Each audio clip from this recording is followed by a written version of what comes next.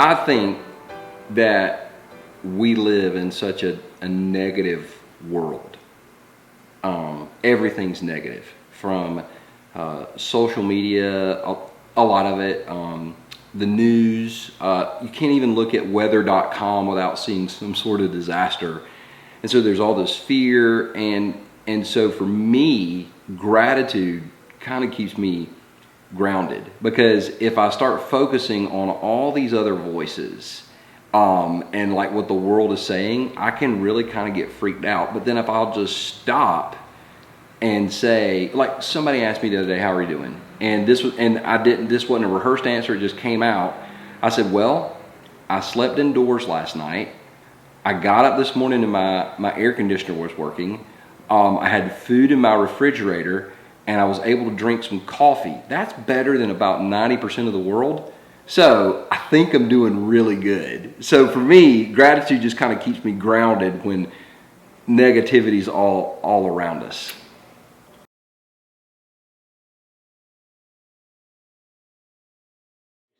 For me, it's thankfulness. It's like simply being thankful for what I have. And also for me, it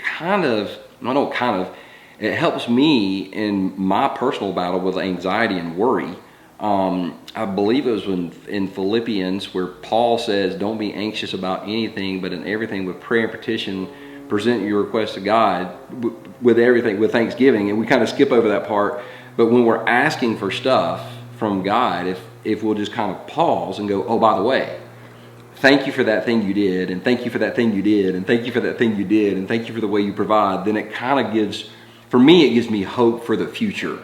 The other thing I've noticed is when you say thank you to other people for just really basic, one of the things I always try to do is if I'm at a restaurant and my server fills up my coffee or my water, I always say thank you. It's not just thanksgiving to the Lord. It's like, hey, thank you for handing me that water. Thank you for doing that. That goes a long way because people aren't used to hearing it.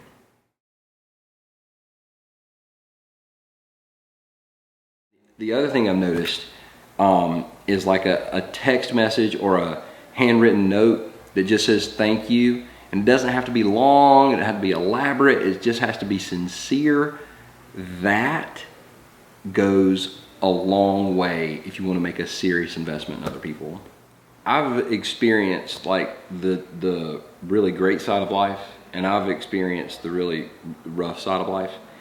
And in all those things, I think one of the things that's kind of once again kept me grounded is I could always find something to be thankful for. Like I remember when I was living in a trailer with my dad, and we paid $40 a week. Now you can just imagine what kind of living conditions that. But I was like, you know what? I'm inside.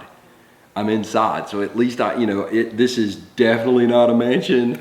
But I can remember thinking I'm inside. I can remember getting a jacket one winter, and I didn't have a jacket. And just, man, I wore that thing all the time. And, I had friends that had multiple jackets. So sometimes it's easy to kind of look at what other people have and say, well, sure, if I had that, I'd be thankful. But then you and I both know people that have a lot of stuff and they're miserable. So gratitude begins not with what I could have, but what I have right now, and what has been, and what I've had in the past, like the experiences that I've been able to have, and the people I've been able to meet, and the things I've been able to see. Those are some of the things that anytime I'm tempted to kind of get down in the dumps, I can kind of circle back around and be super grateful for those things.